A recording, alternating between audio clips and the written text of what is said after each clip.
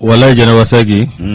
ka kain akain de abana ko se ku ate fana kain awo wale sumana tereta ira kun kain wallahi muro yere fana kain ifana kain ndisani wambere kain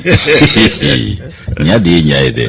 ni manya nyako kana nyani jugu yalaje wallahi ni ye nyanya ke kele kana nyani jugu yalaje ndisani dugu kura jera so fla masanya na ama ko je angene nyana koni anta barikada wallahi be barikada ka wale nymondo alati sarawa sarati soro kabwala mi ala ga dai be fiam mi neka black na yo factory di ma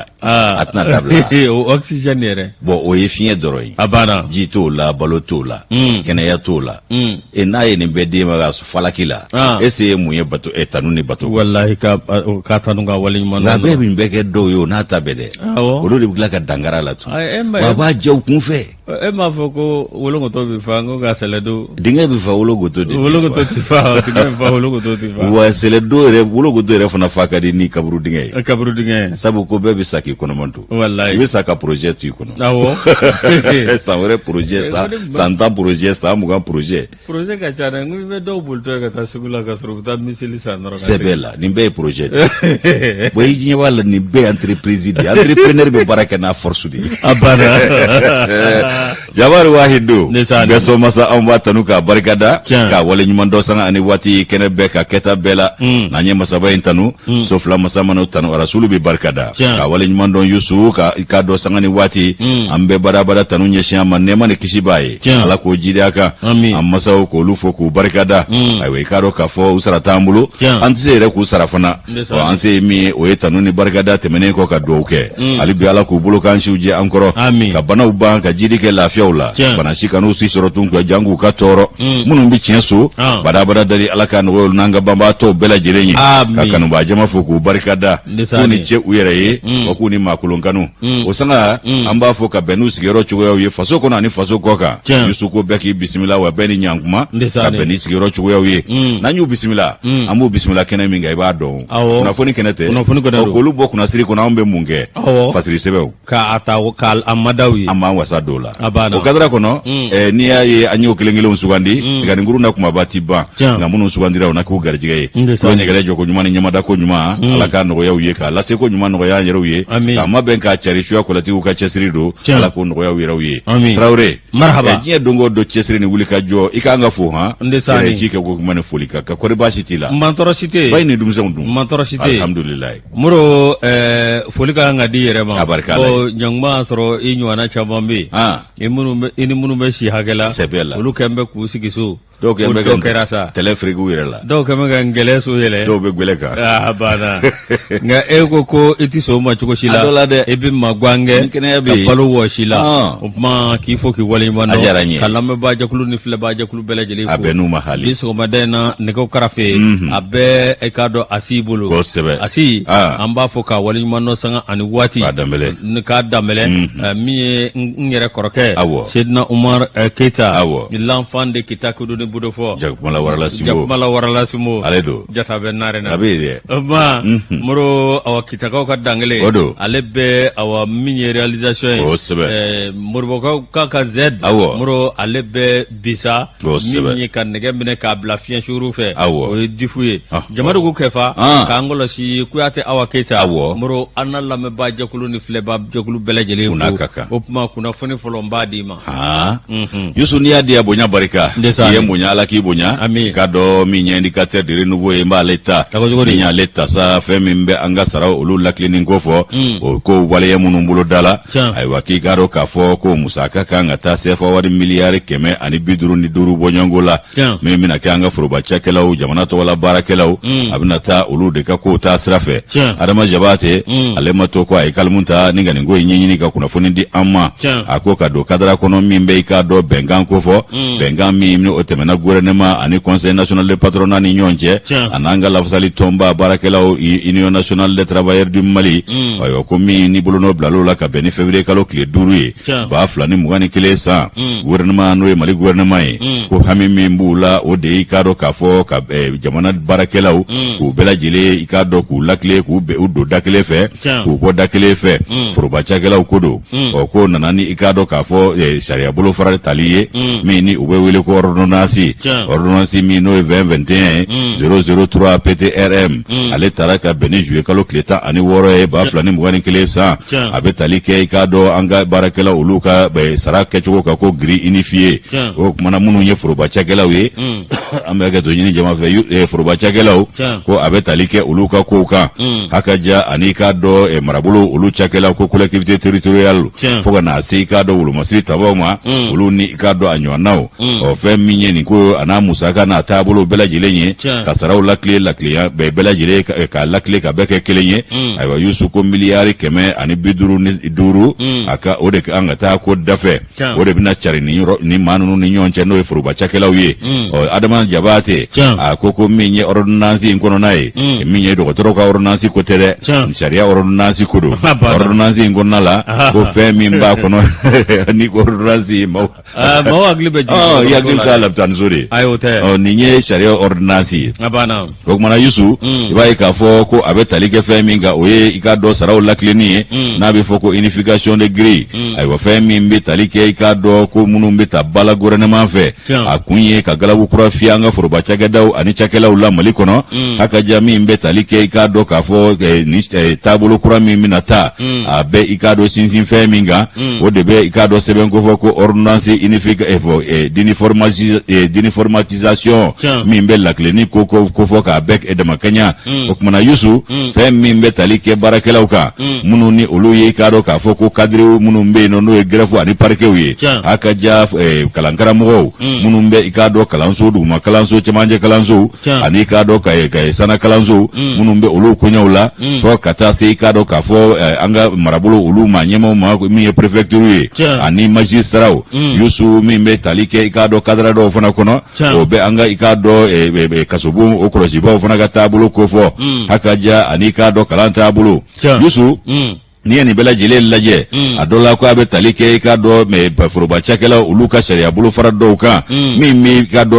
o taabolo dɔ fana bɛ tɛmɛ ni wolomasiri tabaw ka sira ye fɛn min i ka dɔn k'a fɔ u bɛɛ bɛ jate foroba cakɛlaw olu ka minɛn kɔnɔ ka taa se an ka lakana tigilamɔgɔw ma n'o ye polosiw ye a n'an tangabaw fɛn min ye protection civile ye Yusu nin bɛɛ lajɛlen bɛ nin ko la ko i ka jate minɛ k'a fɔ ko giri min fɔtɔ filɛ n'o ye sara a dabolo ye a dɔ la k'a bɛna ta k'a bɛn n'i ka dɔn sariya a yɛrɛ ka taabolo ye min bɛ i ka dɔn a bɛɛ lajɛlen damakanya k'u kundamaw kɛ kelen ye o kumana fɛn min ye a ka dɔn sariya bolo fara min bɛ ko article 2 o bɛ tali kɛ fɛn min kan o de ye nin ko ninnu sigili ye sen kan a n'a kow ɲɛnaboli ye k'u bɛɛ lajɛlen damakanya minnu bɛ baara la a dɔ la an bɛ don min na ko bi ko kabi k'a dɔn bolonɔ bɛ bila nin sɛbɛn in na don min na ko olu bɛɛ lajɛlen bɛ don nin hukumu kelen de kɔnɔna la o kumana min bɛ tali kɛ i k'a dɔn taabolo wɛrɛw la olu fana i k'a dɔn a bɛɛ lajɛlen fɛsɛfɛsɛlen don Yusu ko baarakɛla fɛn fɛn bɛ yen ni o bɛ don nin cadre in kɔnɔna la ko n'a y'a sɔrɔ a bɛna digi kɛ i k'a dɔn sɔrɔ taabolo dɔ la ko aw na bila i k'a dɔn sira dɔ kan a bɛ fɔ min ma ko k'aw classé ko grade indice immédiat supérieur ko aw bɛ classé yen nɔ Yusu k'o fana k'i bɔ yen kalankaramɔgɔ minnu ni olu bɛ i k'a dɔn duguma kalanso i k'a dɔn ani i k'a dɔn ko première classe ani deuxième et troisième échelon ko olu fana i k'a dɔn k'u ka taa ko olu ta bɛ i k'a dɔn ko kɛrɛnkɛrɛnnenya la ani maa minnu bɛ n'a bɛ fɔ olu ma ko catégorie A ko n'olu minnu fana ye bɔnɛ sɔrɔ nin ko la ko lakilenina kɛ i k'a dɔn olu ka taabolo dɔw fana na a bɛ fɔ min ma i k'a dɔn k'a fɔ ko échelon immédiatement supérieur ko olu na yɛlɛ yen nɔ o kumana Yusu ko di kunnafoni ninnu bɛɛ bɛ mun ko fɔ a bɛɛ lajɛlen bɛ tali kɛ i k'a dɔn kunnafoni balolen na min bɛna kɛ ni lawaleyali ye lawaleyali min bɛ tali kɛ sariya bolo fara kan min bɛ i k'a dɔn saraw olu lakilenni ko fɔ k'a bɛ kɛ sababu ye gouvernement bɛ se k'a kumakan bato a n'a bɛ se ka jɔ jɔyɔrɔ la min ye i k'a dɔn sarako jɔyɔrɔ ye baarakɛlaw yɛrɛ i k'a dɔn k'a fɔ olu ni u jɛngɔmaɲɔgɔnw ani gouvernement n'a jɛngɔmaɲɔgɔnw fana ka i k'a dɔn bɛn ni bɛnbɛnbɛn o don olu ni ɲɔgɔn cɛ o fana k'i bɔ yen k'a bɛ se ka basigi fana na an ka adamadenya yɛrɛ taabolo kɔnɔna la an bɛ don min ko bi awɔ k'a bɛ se ka kɛ basigi sabu ye min ye i k'a dɔn nin ko ye sa k'an kɔni y'a faamu k'a fɔ ko min ye lafasali tɔn dɔw ye n'o ye syndicat dɔw ye k'ulu sewara ni nin ko ye k'u ko ko gouvernement ko a y'i k'a dɔn muru bɛ basiw kan na fɛn min ye i k'a dɔn secrétaire général min bɛ yen n'o bɛ i k'a dɔn syndicat ko fɔ n'o ye surveillant des prisons ye ka sobo kɔlɔsibaw olu ka i ka o baarakɛlaw ka lafasali tɔnba u ko k'ulu ye nin ɲini a mɛnna koyi ko a kun ma kɛ de o kumana ko min ye ka olu ka laɲini ko nin y'a dɔ sabatilen ye ko olu ye laɲini min kɛ a kuntala jɛnna fo kana se bi ma Adama Jabate ni y'ale ka nɔbila sɛbɛn ye an y'a sama ka bɔ indicateur de renouveau kɔnɔ u ka bi n'oboli don Moro indicateur ni y'ale bila Yakuba Dumbiya Wasolonga Wasolonga ale kumane do Wasolo Yagu Musangare ka Yaguni no ale tɛ o Yakuba ye gwanga turu min na ko saya mana na ka bɛɛ ba voilà cɛ b'a ka gwanga turu la i bɛ hakili jigin saya la i ɲɛ bɛ Yakuba Dumbiya la journaliste n'a ye kamalenkɔni f'i ɲɛna jɔn de bɛ wula ko min tɛ kamalenkɔni fɔ ni min y'a ta dogo Isa kaba t'a fɔ non ale i n'ale bɛ wuli de o non ale tɛ kalan ye ale tɛ kalan ye i n'ale bɛ wuli de o Baru Siribe b'a fɔ don naturel Baru Siribe a b'a la Umar Baru tɛ tigɛ yɛrɛ la f'i k'a d'a ma yaga ile sabu dogo le tre yana le sabu nyina ba ta nyina sisa yele dom tiga bala angata ala ka nguna ja moro awa fende dugo ma lable oye awa ango wol masri tabaw krengere ala awa kado yoro min be no be awa kado kuna funita ka di minye wol masri tabaw ka kola to dore awa kado oye dirpa awa kado minye nyera la a ikado ko abada numbe kuna funita ka di awako tabulula murbo minye kansun jatai katungurungo awakado mauko ni sufelana foka tase ikado duje dama muro mauko ni maga gatu mawe awulika joke ne ra kunzirano konyo mawe wulika joke mashiba ya kuma famunde jatigere bwena na mashiba mawe wulika joke ka yoro bele jele kemba nganye ka jira ka foko awakado madnando be nunu awakado oni maminga sok manja nywana oye awakado colonel sajo kamarae muro kabno de kerasa ikado mawde wulila ka ngate kuma ate kuma de ngata ma do de wulila ka yoro bela jele kemba nganye muro awakado jaja nunungu ye mawye mamunu awakado nande me ba do nga ikado awaminyo olukumbe kata yoro do de la muro awaminyo ka mobli nyena sirala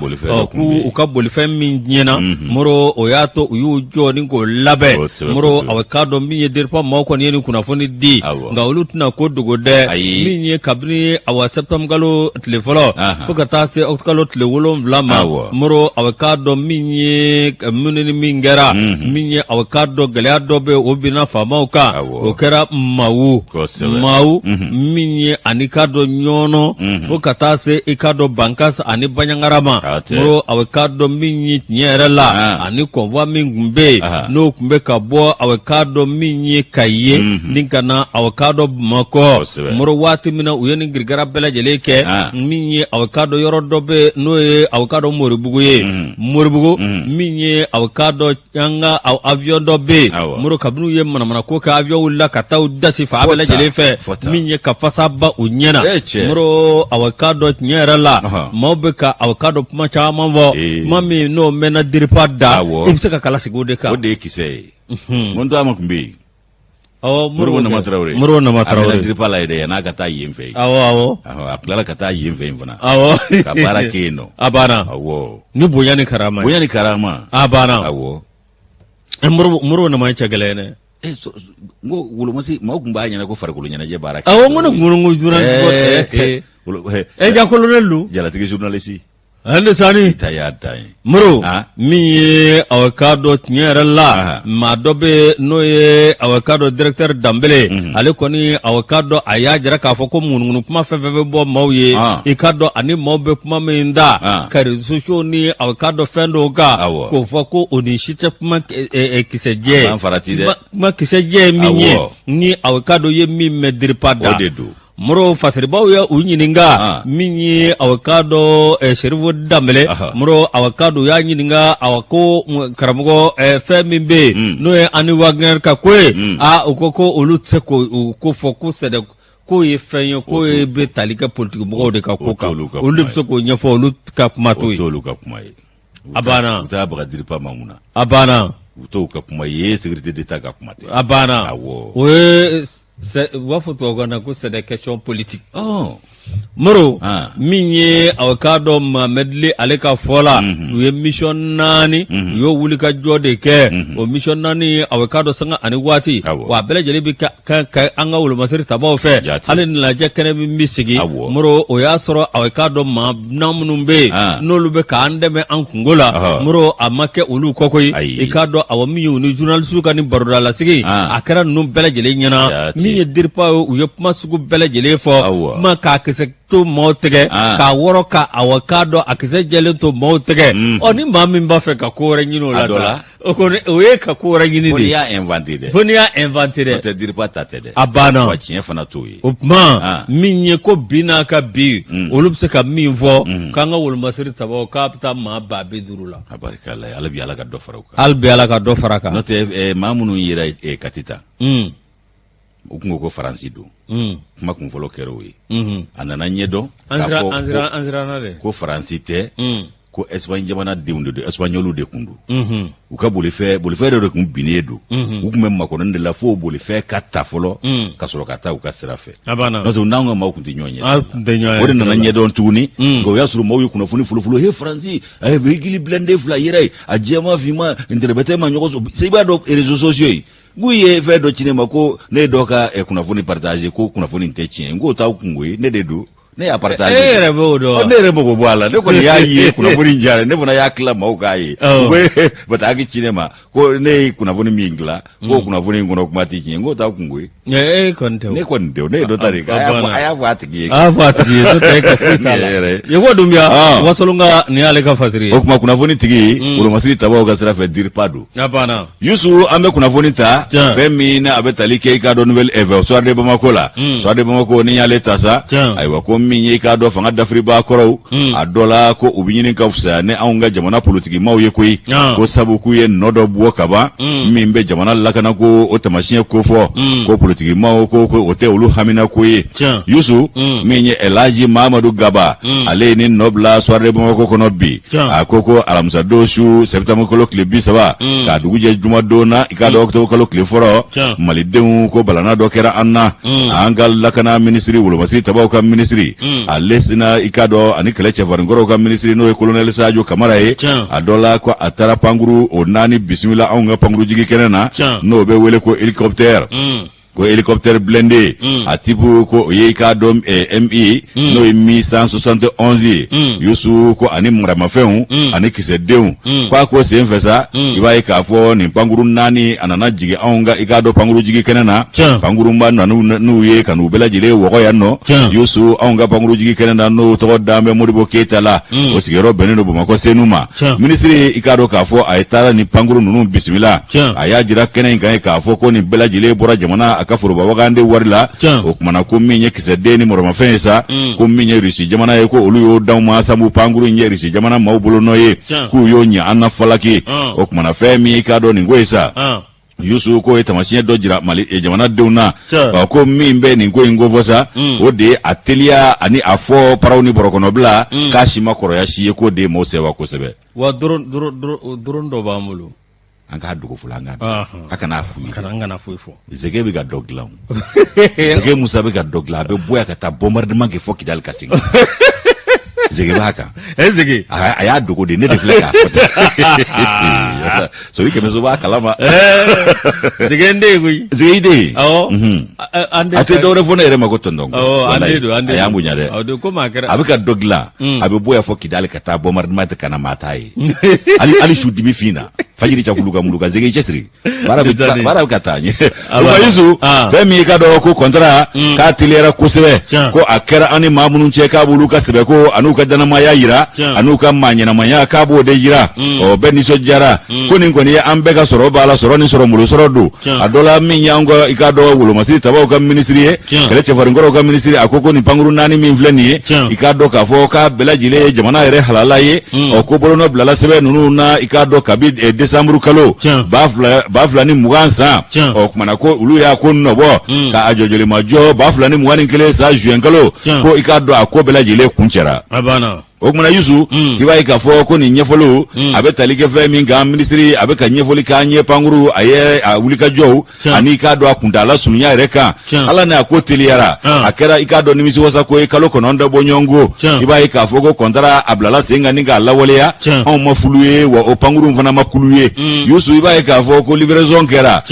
ka n'a di anw ma yan fɔ an ka dugukolo kan yan nɔ min ye i k'a dɔn nin ko ye sa a dɔ la ko fɛn min nin bɛ don kadara min kɔnɔ o de ye k'a fɔ ko fɛn min ye a waati vice président min tun bɛ yen o waati la n'o ye Asimi Goita ye fangafurancɛ fanga ma ɲɛmaa dankan tun ye ale ye ale ni i k'a dɔn k'a fɔ an ka wolomasiri tabaw ka minisiri Sadio Kamara ko ni cɛ fila ko olu de ye nin ko hami ko ye ka wuli ka jɔ kɛ a mɛnna k'a ko i k'a dɔn sen nɔ kunbere nɔ ye fo ka taa nɔ bɔ a ko la cogo min na ko min ye i k'a dɔn minɛnw ye wolomasiri tabaw ka baarakɛ minɛnw ko u cɛsirilen don ko min na nin y'a worobilancila ye o kumana ko min ye pankuru 4 ye n'o ye hélicoptère nin ye k'a bɛɛ lajɛlen sera anw fɛ yan wa a bɛɛ bɔra an ka jamana ka nafolo la maa ka hɔn tɛ dɔnɔ ma tɛ wa ɲina tɛ juru wɛrɛ fana tɛ mais ni i bɛ ka min sa olu ma kɛ kelen ayi olu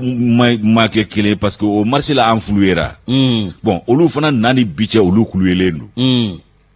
bon ninnu dun nana dɔrɔn ka taa baara daminɛ i m'a ye kelen tɛ o tɛ kelen dɛ voilà olu tɛ kelenw ye dɛ n'o tɛ gilet parabole tun bɛ société parabole tun bɛ olu ka minɛnw nalenw na i bɛ a ma fɔ yan ko société parabole kabini ni ala k'an da ne m'o ye n'i ye ka nin parabal n'i ye susɛti kɔni don ni kisɛ ciri la ni min sen bɔ yen n'a y'a sɔrɔ a b'a ɲɔɲɔ de o tɛ jire parabal ye. ni kisɛ cira i b'a tan de o i b'a natɔ pointe de susɛti parabal. dɔ y'a fɔ nabi ka débat la yan. i bugu de k'a tan. dɔ y'a fɔ nabi la ka kɔrɔ guwanen k'o taara finikolon ni fɛnkolow ala dun bɛ kalo labara fo ka susɛti parabal. fo ka yɛrɛ curu. ɛɛ de sa ne. ni min tɛ yen o tɛ yen o min tɛ tiɲɛ o tɛ tiɲɛ ye o. walayi. o kumana Yusu ko fɛn min i ka dɔn nin ko ye sa k'a bɛɛ lajɛlen kɔni ɲɛnabɔra nɔgɔni fɛ a dɔ la ko nin ye maa ɲɛma fila ka wuli ka jɔ barika bonyana ko la kosɛbɛ a ka ja jamana ka foroba nafolo don o min ye i k'a dɔn nin ko ye sa ko k'a fɔ ko min y'an ka jamana lakanako ni wolomasiri tabaw ka minɛnko ye o de ye ko telima yɛrɛ fɔlɔfɔlɔ dɔ ye ko min y'a ko ye ko a kɛra dogodogoni dogo la fɔlɔ ni i k'a dɔn wolomasiri taba a y'a gundo ye ko nka ko tɛ se ka kun cɛ cogo si la ni i k'a dɔn jamana ɲɛma bolo n'o ma bila a la ko fɔ a ka tɛmɛ o sira fɛ o de la dɛ u taara n'a ye bandaw fɛ k'ale k'i bolo n'o bila o la dɛ bandaw de y'o gundo ta ka diɲɛ lamini o kumana ko min ye k'a dɔn k'a fɔ o ko ye sa o minisiri ale n'i k'a dɔn k'a fɔ maa ɲɛma dankan olu kɔni ye fɛɛrɛ ni dabali bɛɛ lajɛlen tigɛ yaasa a ko a kana kɛ tiɲɛni ye o kumana u ni Irisi jamana ni ɲɔgɔn cɛ a dɔ la min ye k'a dɔn k'a fɔ olu ye k'a dɔn wulikajɔ kɛ ka b'a Irisi jamana ka lasigidenso la Bamakɔ yan yaasa an bɛ se ka ɲɛ sɔrɔ nin ko la cogo min n'o tɛ bandaw tun ye gundo fara a tun ye gundo waraka a dun tɛ se ka kɛ n'ale bolo n'o ma bila a la n'o tɛ cɛ fila in ka baara don o kuma Yusu i b'a ye k'a fɔ ko a sigi ka kumaw k'a sigiyɔrɔma cayara n'o ye négociation ye a ma ɲɛ min kɔ fan fila bɛɛ lajɛlen y'i bolo n'o bila sɛbɛn na a bɛɛ kɛra i k'a dɔn sariya kɔnɔ ani jatew kɔnɔ minnu ni a bɛɛ lajɛlen sɛbɛn jɛlen bɛ yen nɔ a ka ja septembre kalo tile 8 2020 san na i b'a ye k'a fɔ ko nin ko ninnu bɛɛ lajɛlen bɔra k'a bin wolomasiri taba 3 n'olu ye maa ɲɛmaw ye olu bɛɛ kun y'u da gulo baransigi nka hami min b'u la bi o de ye jamana ka lafiya ni jamana yɛrɛ ka lakana ka sabati jamanadenw bɛ se k'u yɛrɛ sɔrɔ cogo min na ko o bin bɛ olu la o de y'a to u ye nin cɛsiri n'a wuli ka jɔw kɛ n'o ye furancɛ fanga maaw ye ko n'i ko jamana kanu tiɲɛ don jamana kanu b'u la kɛ u n'a ni bi cɛ u ma u tanamako kɛ i n'a fɔ politiki maaw b'a kɛ cogo min ko ye ko politiki maaw k'olu yɛrɛ diinɛ n'u ŋaniya bɛɛ u yɛrɛ kun kelen ye an'u ka hɛrɛ an'u jɔyɔrɔ ko ye k'u mago si tɛ jamana la o ni dun y'a mɛn ɲɔ bɛ ɲɔbugu takan de b'a la Yusu ko kumana ko an ka jamana politiki maaw ko u tɛ dɔwɛrɛ nɔfɛ kalata ka kɛ dɔrɔn olu k'u jɔyɔrɔ sɔrɔ k'u ka dunta sɔrɔ u ka nafa fɛn min na ko hélicoptère 4 min filɛ nin ye nin tɛ politiki mɔgɔw hamina ko ye koyi ko sabu o ye lakanako de ye lakana dun tɛ politiki maaw ka taabolo la o kumana ko min ye fanga dafiribaa kɔrɔw ye k'u bɛ yɔrɔ min bi k'an bɛ se k'a fɔ k'u nani bi cɛ k'u fisayara ni politiki maa caman ye ko sabu hami wɛrɛ tɛ olu la u yɛrɛ kun kelen hali ni tɔw bɛɛ ta bɛ tiɲɛ olu ta ka ɲa dɔrɔn o kumana k'an bɛ se ka fɛn min fɔ ko nin pankuru 4 min filɛ nin ye fanga dafiribaa kɔrɔw k'u ka cɛsiri n'u ka wuli ka jɔ ka bɔ a la a bɔra jamana ka foroba nafolo la cogo min na i k'a dɔn k'a fɔ ko a ko kɛra ni kunkɔrɔta ye o cogo kelen na min ye i k'a dɔn ko dɔw ko ni kasabi yɛrɛ bɛ t'i jɔ jamana kun ko miliyari 2 n'a kunkanfɛn 5 ko yala ko o don wa hali n'o yɛrɛ don minnu fulu yɛrɛ o tun ye joli ye an t'o ɲininkali fana to hali n'a y'a san 20 miliyari n'a b'an ka baara kɛ n'a b'an mago dilan a yera kɔni an b'o de ɲini furancɛ fanga ko kumana ko hami wɛrɛ t'u la bi lakana ko sabu jamana in bɛ fɛn fɛn nɔfɛ an bɛ ka fɛn fɛn boloda ko lakana de y'a bɛɛ lajɛlen fɔlɔfɔlɔ ye a tɔ in bɛɛ lajɛlen bɛ fɔ o kɔ k'u nana n'o hakilina min ye ko o baaraw bɛ sen na a ka ja u kɛn bɛ ka sigikafɔ min boloda o y'o tamasiyɛn dɔ ye n'o ye assise nationale ye yaasa ka jamana a sigi sen kura kan o kumana ko min ye k'a de nin ko in ye ko tiɲɛ bɛ yɔrɔ min bi k'an bɛ se ka fɛn min fɔ hali n'o man di maa dɔw ye ko tiɲɛ yɛrɛ yɛrɛ la k'i k'a dɔn k'a fɔ ko ninnu nani bi cɛ ko u sayara n'an ka jamana politikimaw ye olu ka mara yɛrɛ mumɛw kɔnɔna la ko sabu k'an ɲɛ b'a la nɔ bɔra ko dɔ la nin na a bɛ fɔ min ma ko bouger la ligne ko nɔ bɔra ko dɔw la nin ninnu fɛ mais jamana politikimaw olu y'o si bɛɛ kɛ yan u ma se ka nɔ bɔ ko la k'a b'a jira k'a fɔ ko lakana kɔni sira fɛ ko ninnu ye para ɲɛ kelen kɛ ka ban awɔ k'u ye para kɛ ka ban ils n'ont pas été floués les avions ne sont pas cloués non plus Amadou fɔ min ye Elhaji Amadou Gaba ye ale ka nɔbila sɛbɛn nin an y'a bɔ soir de Bamako kɔnɔ o ka bidon bɔli don Moro an bɛ taa sugu la a yanni an ka taa sugu la an bɛ taa groupe commerce la an bɛ taa ka ne n bɛ taa courant verti de la fɔlɔ ça fait ni n bɔra yen n bɛ taa groupe commerce la wala ni n taara yen n kɔni bɛ café noir min ye ka bɔ ka taa i k'i taama cogo dɔn dɛ a banna sanji bɛ sen dingɛbaw bɛ yen n'i farati ala k'a wuli diya amina yɛrɛ ala ka sɔrɔ ɲɔgɔn na Moro an bɛ taa sugu la an bɛ tila ka na sisan a ye ɲa ma a sɔrɔ yɔrɔ a dabɔr'o kama Moro a dabɔr'o kama an bɛ taa ka ye an ka cɛkɔrɔba bɛ an bɛ ɲa an b'a fɔ ka waleɲuman dɔ sanga ani waati a n'a ka denbaya bɛɛ lajɛlen Kayi gouverneur Musa Bala Sumare an b'a fɔ fo y'a fɔ Kayi Moro an bɛ don fasiri kɔnɔ Mali Tribune Moro tiɲɛ yɛrɛ la ma an bɛɛ lajɛlen kamana gannen don min ye aw k'a dɔn an minnu ye sɔrɔ bosonbaw ye n'an y'an da dɔn a waati kun ka di kosɛbɛ k'a dɔn awɔ min ye jamanadenw n'a fɔra k'a fɔ anw la tangafɛnw ani anw la kisifɛnw ni k'an kɔlɔsi Moro nafolomugu min kan ka tɔ ka don minɛnw na ni k'a di an ka wolomasiri tabaw ma ni dɔw y'o kɛ aw kɛrɛfɛ mbɛriw ye Moro o maa 100 opérateur économique Moro jagokɛlaw k'olu na wele ka t'u ɲininka k'u sɛgɛsɛgɛ nin ye ko dabɔlen ye sa a ye jamana karangada cuwa n'an ma wulila deli ko la n'an ma wulila deli ko la n'an bɛ taa an bɛ se Moro a ye daw tugu min ye maa 100 bɔɲɔgɔnko sɔrɔ bosonba la minnu da tun bɛ aw k'a dɔn min marché tɛmɛna minnu ni jamana cɛ ani minnu Ibrahim Boubacar Keita o ka fanga cɛ min ye aw k'a dɔn loi de programmation militaire Moro aw k'a dɔn jamana ɲɛmaa Assimi Goïta ni hakili b'a la 22 septembre tɛmɛnen ale kɔni y'a jira k'a fɔ awɔ min ye maa maa bɛ yen k'a fɔ e de ye dɔrɔmɛ 1 ta min ye aw k'a dɔn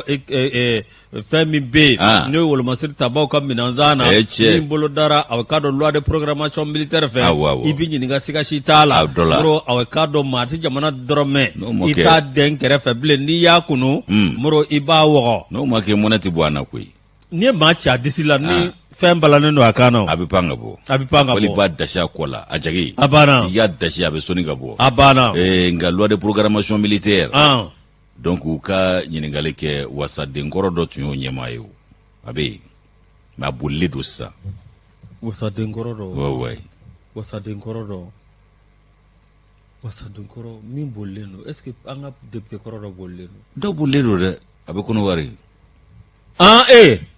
kaka voilà ale de tun y'a ko yɛrɛ bɛɛ ɲɛmaaba ye wasabulon kɔnɔ a kana k'a kɔ dɛ a banna pankurun fana san'a fa ye fa ka wele a ka ɲininka a banna voilà Moro min ye tiɲɛ yɛrɛ la min ye aw k'a dɔn ni min filɛ nin min ye Assimi Goïta ale kalikan don maa maa bɛ aw k'a dɔn n'olu ye o dɔrɔmɛ 1 ŋanamu ni ka tila ka aw min ye an ka wolomasiri tabaw kumaniya n'o kɛra sababu ye k'a dɔn aw maa caman bɛ yen olu k'a dɔn den caman bɛ yen olu kɛra fala ye muso caman bɛ yen olu kɛra filiyabatɔ ye Moro dutigi caman bɛ yen olu jɛra u ka dutigi la Moro k'a sababuya kɛ mun ye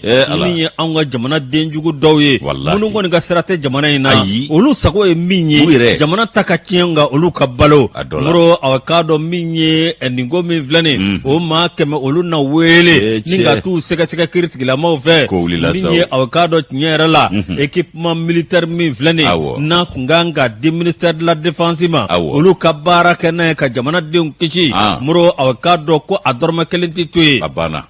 o bi diya n ye sa société fɛn fɛn bɛ yen a patron fɛn fɛn bɛ yen a maa ɲɛmaa fɛn fɛn bɛ yen i k'a dɔn ko n'u da tun bɛ nin ko la yalima olu ka marché de tɛmɛna la k'u bɛɛ lajɛlen bi tɛmɛ kelen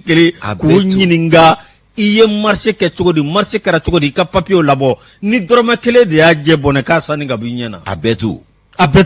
a kana kɛ Mamadu Sense Kulubali ka 200 personnes ye dɛ ale ka maa 200 fɔra a ma ye ɲɛ la mais nin 100 in nin ka ye a bɛ diya n ye dɛ a kelen ni tɔɔrɔ Madu Kulu ka ko la a ta in bila kɛrɛfɛ tiɲɛ kun tɛ ni tiɲɛ don a b'i ye o a ma tiɲɛ fɔ wa an kɔni t'a kɛ tiɲɛ ye sabu an m'a ye parce que ne yɛrɛ t'a dɔn i bɛ ni jɔyɔrɔba in na jamana kɔnɔ a ma tiɲɛ fɔ nin Conseil national de patronat e k'i dafa na jamanadenw niyɔrɔ tali i b'o fɔ de wa ka tila ko bama dama 200 o bama 200 kun yele o kun tɛna mun de ba bɔ anw na sabu b'a sɔrɔ an ka foroba wagandi fara a ye ne fɛn a ye mun de don an na nin kelen na sabu anw tɛ nin kuma in kɛ tiɲɛ ye anw tɛ nin kuma in kɛ tiɲɛ ye nin kɔni tɛ tiɲɛ ye dɛ ni a kuma ma kɛ tiɲɛ tiɲɛ kɔni tɛ dɛ tiɲɛ kɔni tɛ n'o tɛ a ma ye dɛ n'o tɛ a kun b'a fɔ a ma fɔ yɛrɛ bilen kuma bilala ten ka da gulobara nin sigi a banna ala kana nin ko ɲɔgɔnna ye amina rabi an ka taa moro société maa ɲɛmaa fɛn fɛn bɛ yen u bɛɛ lajɛlen na i k'a dɔn ta a walawala ni enquêteur kɔni bɛ yen moro k'a fɔ ko maa bi fisa ni maa y'a ko la wa a b'i sɛgɛsɛgɛ tiɲɛ kan de i b'i sɛgɛsɛgɛ i n'a fɔ a ɲininen don cogo min marché tɛmɛna cogo min i ye marché di cogo min da min sagara marché kɔnɔ yalima minan minnu n'o fɔra olu dira wa ala nin ka d'an tulo la sa ala k'a kɛ ta sa Abdurahmani Diko ni ale ka fasiri an y'a bɔ Mali tribune kɔnɔ ala ka nin ko kɛ ɲɛta ye amina rabi cɛ o cɛ y'a miɛnw i bɛ tila k'a de miɛnw a banna yan o bɛnna ni kasonkɛ ka kuma min fɔli ye ko hali n'a y'a sɔrɔ i ye sɔrɔ min kɛ ka kɔ i ka sonyɛnen ɲɛ k'a bɛ se ka minɛ ka bila faso ta nɔ la cɛ nin ko ninnu bɛ sɔn ka bɛn ɲɔgɔn ma o ye kelen ye n'u tilal'o la n bɛ fɛn min fɔ marakɛbaw ye sisan bâtiment administratif minnu feerela u k'o fana dossier ta merci n'u y'o dossier ta o dossier senfɛ u ka Amadu ka so segin a ma ATT ka so a m'a sɔrɔ hali bi k'a segin a ma bâtiment administratif fɛn fɛn feerela a sɛbɛn bɛɛ ka ta a bɛ diya an ye dɛ k'a bɛɛ walawala dɔ kɛra faso in kɔ kan sa dɔ kɛra jamana in kɔ kan sa jamana in kan ka yɛlɛ a juguw de kɔ kan sisan ala de k'o tile bɔ sa Yusu an bɛ taa ni kunnafoni ye indépendant an b'ale ta n'an ye indépendant ta nin ye i k'a dɔn jɔ ye jɔ filila a bɔra ni belebele ye Sale a y'o minɛ koyi min y'an ka lakana tigilamaw ye 10e arrondissement maaw olu kɔni i k'a dɔn dansigi dɔ ka girin ka jɔ ni ŋɛɲɛki la cɛ mun kɛn bɛ k'a yɛrɛ kɛ magistrat ye ko fo magistrat tɔgɔ tiɲɛ magistrat dɔ de ye nin ye ta ko Abulayi Tarawele Ablo a ma ɲa dɔɔni Ablo nin kelen ni ma ɲa dɔɔni wale o kuma Yusu min ye fo magistrat ye ko dansigira a ka boli la 10e arrondissement maaw Samori ilo Samori boli banna o kuma Yusu min ye k'a dɔn o bari ye ale ye nin fasiri indépendant kɔnɔ bi min ye k'a dɔn k'a fɔ nin ko ye sa ko kamalen k'a porokotora sabu 13e arrondissement maaw olu tun bɛna comi waati dɔ la k'a porokotora olu la mars kalo tɛmɛnen 2021 san Abulayi Tarawele ka b'a porokotoro la sa o kumana a y'a tɛgɛ sentigɛ ni kolaba dogodogo ni dogo o kumana ko fɔ kana se i k'a dɔn polisi minnu bɛ yen n'o ye i k'a dɔn 10e arrondissement maaw ye min ye Fanta Kɔnɛ ye ale n'a ka cɛdenw olu ma jɛ sen koyi olu ma kɛɲɛ la fiyewu polosiw dɔnko ti ban Yusu i b'a ye k'a fɔ min ye nin kamalen ye olu filɛ k'a cɔmini k'a bila ka taa kaso la ko ŋanamu tigilama don wa maa min fana don k'u y'a bila ka taa kaso la ka taa di tribunali ma n'o ye sigidaba 6 na o tribunali ye olu fana y'a cɔmini k'a bila bolo kan bolo min ni a ka kiiri ni kiti bɛna bolo da k'a kun bɛ taa maaw de ɲɛ ko ka yɛlɛ sanfɛ a y'o kɛ an ka jura dɔ la n'o ye commerçant ye fo ka taa se sefa wari $7 million bɔ ɲɔgɔn ma k'o bɛɛ ci waraku la a banna julakɛ kun a m'a ka jago bi yan nin ye hɛrɛ ye nin tɛ hɛrɛ maa bɛ se ka nin k'i hɔrɔn ɲɔgɔn na ka sigi ten ayi o ma yusu fɛn min i ka dɔn nin ko ye sa ko tariku i k'a bɛ tali kɛ fɛn jumɛn kan a bɛɛ bɛ boli Simon ko de kan i k'a dɔn Simon ko ale bɛ Simon ta fɔ a dilanyɔrɔ la usine na Jamon Simon Mali ka n'a di cɛ ma f'a ka magasin kɔnɔ. Allahu akbar. Fɛn ka di commerçant ye k'o bɔ. Ayo kɔni. I kɛlen k'i ka marchandise sɔrɔ lafiya la. Lafiya la. Girinka jɔni k'i k'i t'i ma o ka di i ye dɛ nka a bɛɛ de tɛ ɲuman ye. Sɔrɔma gɛlɛn in bɛɛ filɛ nin ye a bɛɛ tɛ ɲuman ye. Nɔgɔya kojugu. Dɔ la i bɛ fɔ a kɔ dɛ. I farati dɛ. A banna. O kuma Yusu ko polosiw ka kunnafoni sira a y'a jira k'a fɔ ko fo magistrat min bɛ yen n'o ye Abulaye Tarawele ye k'a tun kɛn bɛ ka teriya siran danyi ani nin jula in cɛ wa k'a bɛ maaninfin i k'a dɔn k'a fɔ a bɛ teriya sama cogo dɔ i fɛ kosɛbɛ Abulaye Tarawele a dɔ la ko a taara ni i k'a dɔn julakɛ in ye Sirakɔrɔ Mbeketana ka taa Dakabana so dɔ jira o la ko nin filɛ ale ka denbaya de ye Abulaye ni i k'a dɔn k'a fɔ nin cɛ in u ka sɔrɔ ka teriya sama sa n'o ye i k'a dɔn jula in ye a tɔgɔ donnen don dibi la ko LD o tumana k'a ko cɛ ma k'ale ye magistrat ye nka ale bɛ yɔrɔ min na sa a bɛ sɛgɛnnafiɲɛbɔ la n'o ye congé ye o tumana ko fɛn min k'a dɔn k'a fɔ ko ale kɔni bɛ se ka fɛn dɔ kɛ nin cɛ in ye ko u ka teriya kɔnɔ min ni i k'a dɔn k'a fɔ ale fana bɛ se k'a dɛmɛ a ka dɛmɛ seko damayira la k'o de ye i k'a dɔn k'a fɔ Simon ye k'ale kɔni bɛ se k'o las'a ma ale ka magistraya jɔyɔrɔ kɛlen bɛ k'o sira jɛ ale bolo. A banna. A ye nin fɔ commerçant kɛ ye waati min na ko fɛn min ye Simon ye k'ale bɛ se k'o lase o ma o kumana ko a taara ani cɛ taara ka taa ka so lajɛ a taara ka Dakabana so yira cɛ in na ko nin y'ale halala de ye wa magistraya fana y'ale ka baara ye o kɛrɛfɛ fana ale bɛ nin enfière ninnu kɛ ko sabu ko siman bɛ dilan yɔrɔ min na k'ale bolo bɛ kisɛ ka ye fana ko ale bɛ se ka i k'a dɔn k'a fɔ ko o ka i k'a dɔn min ye sɛbɛn ye a 50,000 ko o k'o di fɔlɔ Simon Toni kɛ Simon Toni 70 sɔni 75,000 CFA k'ale b'o d'o ma o la Toni 50,000 commerçant in fana man kekun dɛ ni fana o san o la i t'o ko ɲɛɲini hali ni suɲɛnen tɛ i kɔni b'a dɔn ko o tɛ ko jɛlenba ye dɛ Toni ko ale bɛ se ka tɔni lase o ma 50,000 CFA wari ko sabu ale b'a ta usine na Jamon Simon Mali ka n'a bila f'a ka magasin kɔnɔ a n'a musaka bɛɛ lajɛlen o kumana ko min ye k'a dɔn ko cɛ mago bɛ tɔni hakɛ min na k'o fɔ Yusu o kuma fɔlen jula bɛ mun nɔfɛ i k'a dɔn hali n'a ka manangu hali ni i k'a dɔn sɔrɔ ani i k'a dɔn k'a fɔ tɔnɔ bɛ taa kun ni kun jula b'o de kɔ koyi o kumana Yusu k'a ko cɛ ma ko o mago bɛ tɔni joli la k'o di o ma k'ale bɛ se ka tɔni lase o ma fo tɔni 2,600 tɔni 2,260 sa kɛ hakɛto bɛ kuma kɛrɛfɛ k'ale bɛ se k'a las'a ma fo tɔni 200 ani tɔni 60 ko Simon bɛ yen o se b'ale ye o fɔ commerçant ale ka i k'a dɔn kunna ɲimi bɛɛ lajɛlen wulila magistrat o ye i k'a dɔn kiiritigilama ye o tɛna sɔn ka nin k'ale la min ye nafolo ye a y'a ɲini i kɔrɔ a mana ni cɛ ye hakɛ min fɔ k'a k'o di a b'o di ka na ni cɛ ye hakɛ min fɔ k'a k'o bila a b'o bila diɲɛ don o don numéro kura bɛ di commerçant ma k'a ka wari dɔ bila o numéro ninnu na fo ka taa se CFA wari 7,000,000 a n'a kunkanfɛ 70,000 ni ɲaari ni Simon Toni ko i k'a dɔn 260 k'o bɛ na o la o kumana Yusu fɛn min i k'a dɔn nin ko in sa ko i k'a dɔn dɔɔnin kɛra a kɛlen ka nin bɛɛ sɔrɔ commerçant kɛ kun a y'a ka nɛgɛjuru sira tigɛ sira tigɛlen commerçant y'a wele ka na bi a ka sira dɔ kan sabu nɛgɛjuru sira ka ca a ko ma k'ale bɛ mission na fɔ Cameroun ale de Paul Biya ale de Paul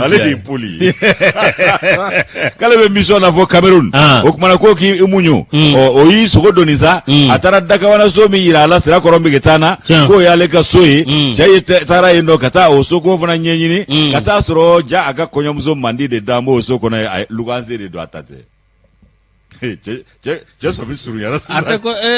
ne commerçant n bɛ kɔɲɔmuso furu a sɔmi de surunyara sisan n bɛ kɔɲɔmuso furu o kumana cɛ o bɛ kɛ n ka wari sara ye ja kɔɲɔmuso de dan bɛ Sirakɔrɔ Mbeketana so Dakabana in kɔnɔ o fana ye luganse de ye o kumana magistrat ko o y'a muso filanan ye o min ye i k'a dɔn k'a fɔ cɛ taara o kuma ɲɛfɔr'o ye min kɛ jigitigɛ barika bonyana a y'i i tile i k'a dɔn lakana tigilamaw fɛ yen n'o ye i k'a dɔn 10e arrondissement ye ka taa damakasi sɛbɛn don nin tigilama kɔ kan a ka cɛ ko fɔ u ye o kumana min ye i k'a dɔn Sadio Bagayogo ye u y'ale bila ka sɛbɛn in ta k'a d'ale ma ka dossier k'a ko bɛ to ale bolo o fana y'a ka cɛwdenw bila kɛnɛ kan ka wuli ka jɔ kɛ k'u ka fɛɛrɛ ni dabaliw sigi sen kan sɛgɛsɛgɛliw dabɔra o kumana Yusu u tora nin ko de la sa ka weleliw kɛ nɛgɛjuru siraw fɛ ka taa bin ni maa kofɔlen ka nɛgɛjuru sira kan fo k'a jabala dɔn u y'a jabala dɔn waati min na u ye i k'a dɔn u sogo doni k'a sɛgɛrɛ o tun bɛ fɔ Solomani Bugu commune 1 na ja furumuso fɔlɔ bɛ yen de wa furumuso fɔlɔ bɛ yen k'u taara sɔrɔ cɛ ka vie c'est en pacha garaba pacha de don garaba o kumana Yusu o ye muso fɔlɔ ka so ye u taara o sɔrɔ ye o kumana Yusu k'u taara ka so o bɛɛ laraw ye ka taa sɔrɔ nin kamalen magistrat carte b'a bolo nka tiɲɛ tɛ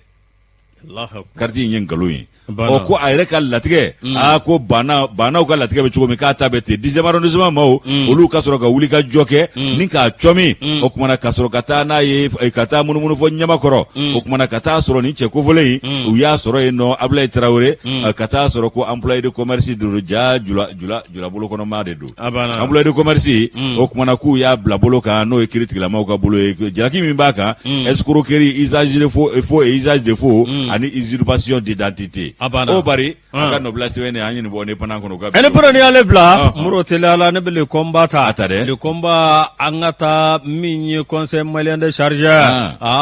muro ma bebe maa min n'a kɛnbɛ ka nin ko in bɛɛ lajɛlen kɛ a yɛrɛ ta ye ka nin aw ka dɔn min ye conseil malien de charge muro CMC k'a ko bɛɛ lajɛlen kɛ a yɛrɛ ta ye i b'a fɔ aw ka dɔn min ye tiɲɛ yɛrɛ la nin yɔrɔ in sigira ale de kama min ye ministre min bɛ i ka dɔn n'o ye aw ka dɔn madame Madina Sisoko ye muro ale kɔni tiɲɛ yɛrɛ la a ti sira a ti kaba k'a fɔ ko karisa ye cɛ ye ko yalima senko la don ale ka sira t'o la baara ka kɛ sariya kan dɔrɔn muro aw ka dɔn maa min b'a ɲɛmaa la a kɛn bɛ aw ka dɔn ka ko in min ye yɔrɔ in k'a kɛ dibi ni dibi ani dogodogo ni dogo ye muro maa si ti yɔrɔ dɔ ko in na muro aw ka dɔn min ye tiɲɛ yɛrɛ la a n'a ka maaw dɔrɔn de bɛ yen nka wari min bɛ dasi ni yɔrɔ kofɔlen na muro a wari dabolo de ka ca nka min ye tiɲɛ yɛrɛ la ala ni ɲɛmaa ka kegunya fɛ dɛ maa si ti ɲɛdɔn min ye conseil malien de chargeur ko la o y'a dan ye yɛrɛ la o y'a dan ye maro min ye aw ka dɔn ja ale kɔnɔ aw degulikɛla o kɔnɔ ko a kunkolo t'a fari dɔ ye ministre aw ka dɔn ja ministre nale i ka dɔn a ye donna ko la waati min na a nana ka na aw ka dɔn bɔ nin yɔrɔ kofɔlen kan a y'a ye k'a fɔ fɛn waleya dɔ kun kan ka kɛ maro aw ka dɔn min ye projet de budget muro aw ka dɔn ka ta n'o sira ye muro alibi babalaye ndaw a m'o kɛ koyi min ye aw ka dɔn ministre ye i ka dɔn tiɲɛ yɛrɛ la o ye lettre kɛ ka d'a ma ministre de transport et des infrastructures min ye aw ka dɔn Madina Sisoko aw ka dɔn a ye lettre kɛ k'a fɔ ko munna projet de budget babalaye ndaw t'a kɛ babalaye aw fɛn fɛn mana kɛ bi n'i b'a fɛ ka nkalon labɛn yalima ka namara labɛn yalima ka ko dibi fɔlɔ k'i labɛn k'a dibi i b'a nkalon da covid-19 kun covid ye tɔgɔ ta dɛ covid a ye maa caman sutura fana dɛ sɔrɔ fiɲɛ nana ɲɔsurula bolo sɔrɔ sana a banna covid ye tɔgɔ gansan de ta babala ndaw moro awa ale bɛ mɛn nin yɔrɔ kunna a bɛ san 9 bɔ min ye kalafili wɛrɛ ma kɛ foyi ma kɛ aw ka dɔn min ye babala ndaw ye a bɛ nin yɔrɔ kofɔ na maa t'a dɔn a bɛ ka nin ko in don wo min na maa t'a dɔn nafolo minnu bɛ sɔrɔ a bɛ kɛ cogo min na min ye aw ka dɔn a tɛna k'a turu da covid-19 kun de k'o de y'a to min ye aw ka dɔn projet de budget o ma kɛ cogo si la min ye aw ka dɔn ministre y'a yira a la a bɛ kɛ de ye wa i k'a dɔn ale b'o la dɛ jaja aw ka dɔn a bɛ ka bala ka kalafili labɛn yanni sɔmi ka k'a fɛ ministre ko k'a ka kalafili jɔ ko covid-19 kɛ bɛ ka projet de budget ni k'o jɔ bɛ tila k'a fɔ k'e bɛ kalafili kɛ o musaka bɛ bɔ min est ce que fura dama ni bi cɛ i ye kalafili bolo da ayi ale yɛrɛ ni jite ye kɔlɔkɔlɔ kɛlɛ kɛ nin yɔrɔ in nɔfɛ n'a hakili b'a la conseil malien de chargeur Babada Indaw ni jite u ye kɔlɔkɔlɔ kɛlɛ kɛ nin yɔrɔ in nɔfɛ ale y'o sɔrɔ k'o kɛ tan sanjoli a mɛnna sa dɛ sanjoli kabi an fitinin bɛ kabini an fitinin bɛnkan na ye moro min ye aw ka dɔn Usman Babala Ndaw moro aw ka dɔn min ye tiɲɛ yɛrɛ la min ye a ka yɔrɔ kofɔlen na moro aw ka dɔn tiɲɛ yɛrɛ la maaw ka kɔlɔsili bɔra fɛn caman kan ye wa i ka dɔn maaw b'a dɔn k'a fɔ nin yɔrɔ min filɛ nin moro i ka dɔn k'a ta tiɲɛ k'a bila ka nin yɔrɔ min filɛ nin k'a don ngalama la min ye aw ka dɔn maa wɛrɛ tɛ dɛ ɲɛmaa min bɛ a n'a ka ko dibidibikɛw a n'a ka waleya kɛ jugu dɔw be moro k'i k'a dɔn awa min ye tiɲɛ yɛrɛ la min ye aw k'a dɔn u ka fɛn min be n'o ye assemblée considérée o t'u ka kalafili ye wa min bolodalen don kalo tile 10 moro aw k'a dɔn tiɲɛ yɛrɛ la min ye aw k'a dɔn ministre ko a ti kɛ cogo ci la fo awa ko bɛɛ lajɛlen ka fɛsɛfɛsɛ de k'a ɲɛda ɲɛfɔli ka kɛ an ka taa kɛnɛ kura kan a banna kɔrɔlen ma ɲɛfɔ a bɛ taa kura bolo da mun na ala k'an kunna diya nin sɛbɛn Zedi Keita ni ale ka fasire an y'a bɔ le kɔma kɔnɔ ko maa minnu mana bila Mali yɔrɔ min na olu kun bɔ kasi m'o kɛ tiɲɛ ye ten awɔ kɛ ni de sani yɔrɔ ɲ'ale ta ye koyi wa an bɛ kasi ko baara t'an bolo ni baara dira an ma an b'o kɛ bolo kɔfɛ tɔ ko ye a banna wala an k'a kɛ Bafa ni Kilicɛ ye a banna Yusu i k'a dɔn k'a fɔ an bɛ sɛbɛn ta sɛbɛn min n'ale tɔgɔ ye ko révélation an bɛ taa Kati Numurila ko maa minnu bɛ sira da maaw ɲɛ ko braquage ko nin y'a dakabana braquage dɔ ye koyi ba braquage kɛlaw maa wɛrɛw tun tɛ wolomasiri tabaw don a cɛ 2 bɛɛ bon ne m'a to sisan nin ye denkura in goyɔ la dɛ ne ma nin ɲɔgɔn de ye quoi la ilaha illallah bon ni i bɛ attaque dɔw ye ka sira ninnu ni fɛnw a tila ye nin fɛn ninnu ye a tila ye nin fɛn ninnu ye faya kɔnɔna tun bɛ taa kuma dɔw la sécurité intérieure a k'a lajɛ ministre faya kɔnɔna tun bɛ taa kuma dɔw la yarɔ awɔ u ye dɔw minɛ ya tila bɛɛ tun ye wolomasiri tabaw ye yarɔ maramafɛn b'u bolo u b'a kɛ cogo dɔn nka an ye dɔ ye yan ko polisi b'o la an ye dɔ ye ko sapeur pompier b'o la an ye dɔ ye ko arméleur mɔgɔ b'o la ɲɛnamini fura ko bɛɛ bɛ nin ɲɛnamini fura ko bɛɛ b'a la cɛ ministre ye denkura y'an ka wolomasiri taba ye ngolo la dɛ ni tiɲɛ yɛrɛ la jamana bɛ cogo min n'a fɔra olu fana ka taa nin sira fɛ a bɛ maa dira olu fana ka kɛ ni maa masinaw ye a b'an gan kamana la dɛ tɛmɛni fasiri Yusu ko wolomasiri taba 2 kun don minnu y'u minɛ polosiw don n'o ye lakana tigilamaw ye Kati premier arrondissement maaw o kumana Yusu i b'a ye k'a fɔ fɛn min ye i ka dɔn nin cɛ 2 u y'u di polisi militaires ma k'u dabɔ kuma la walasi a banna u y'u da minɛni ye o olu da minɛni Yusu i k'a dɔn ko nin cɛ 2 ko wolomasiri tabaw don u cɔmina Kati commissariat fɛ polisi so min bɛ n'o ye premier arrondissement ye Kati i b'a ye k'a fɔ ko olu ye ninnu minɛ ko u tun bɛna suɲɛni kɛ ka bingani kɛ ni maramafɛn fana ye ka ɲɛsin maaw ma ko k'a dɔn u y'u di polisi militaire maaw ma olu fana b'u bila ka taa procureur de la o kɛra ni yamaruya ye yamaruya min bɔra procureur de la république près du tribunal de grande instance Kati o sigida kɔnɔna la k'u yɛrɛ ye mun de kɛ sigida i k'a dɔn seereya minnu sɔrɔla Kati kɔnɔna la ko commissariat de premier arrondissement i b'a ye k'a fɔ olu ye i k'a dɔn kunnafoni sɔrɔ octobre kalo tile 2 su 2021 sa nɛgɛ ɲɛ 2 2h30 o tɛmɛnen nɛgɛ ɲɛ 2 tɛmɛnen ni sanga 30 ye sɔgɔmada nɛgɛ o kumana ko i k'a dɔn maa dɔ taara polisiso la ye ka taa ɲɛfɔli kɛ ko binganikɛlaw binna kan ko maramafɛn de b'u bolo o kɛra Kati i k'a dɔn k'a fɔ Numurila o ye kin dɔ ye ko ekɔliso ni i k'a dɔn k'a fɔ kaburudon ni ɲɔgɔn cɛ o tɛ mairie fanfɛla ye ko bin kɛra ale ka ɲi de dɛ Allahu akbar o ye dugu kɔnɔna ye o kɔni ye dugu kɔnɔna ye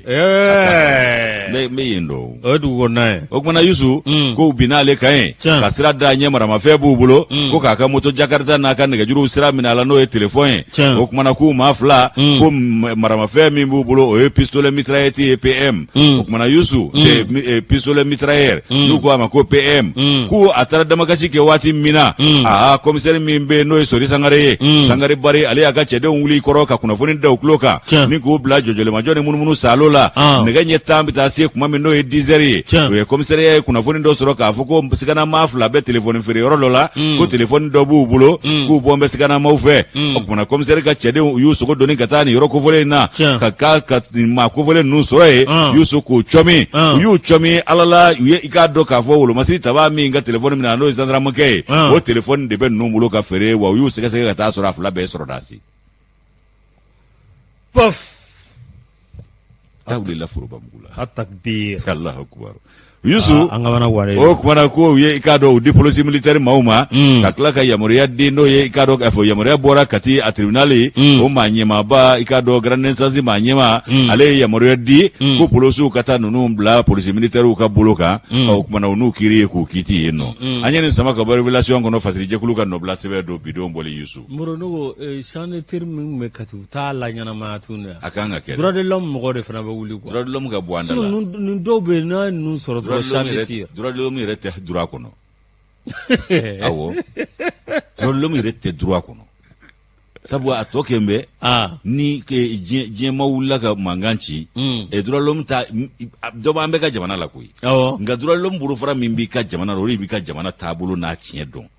n'o ye o tiɲɛ to yen k'a bɛ taa tugu diɲɛ tɔn sariya taabolo dɔrɔn kɔ ten k'a sɔrɔ tiɲɛ wɛrɛ bɛ yen min n'o tɛ kelen ye o fana o tɛ ɲɛ o jamana bɛɛ n'a tiɲɛ don jamana bɛɛ n'a droit de l'homme don wa jamana bɛɛ n'a l'homme fana don Moro an na bi kunnafoni dan n'Ala ka jɛ Moro waati korolen don nka an de wuli n'an ma taa kati ka taa fɔ de ko ne foye Moro aw k'a dɔn a n'a ka baarakɛɲɔgɔn bɛɛ lajɛlen ka u fo k'u waleɲuman dɔ sanga ani waati Moro o tuma an tɛ bita dan bita yanni k'a dan yan n kɔrɔmuso ale ka foli kan bɛ yan Fanta Sanogo Bangoni tournée la ka foli kɛ an denw ye n'u Jaabi ye ale ni Asa Jaabi olu bɛ Baraza ayiwa Kasim Jaabi ala i k'a dɔn an ka lagare n'o ye Isuf Jaabi ye yɛrɛ tɔgɔma olu sigilen don Faransi o kumana an ka foli b'u ye ka Fanta Sanogo yɛrɛ fo ka foli kɛ i k'a dɔn k'a fɔ Madame Turamagan Bitu Sakɔ a b'an ka jɛmukan in lamɛn kosɛbɛ an ka foli bɛ Bugɔbali ye n'an ye Bugɔbali fo sa an bɛ foli kɛ bakurunba ye k'a ɲɛsin bɛɛ lajɛlen ma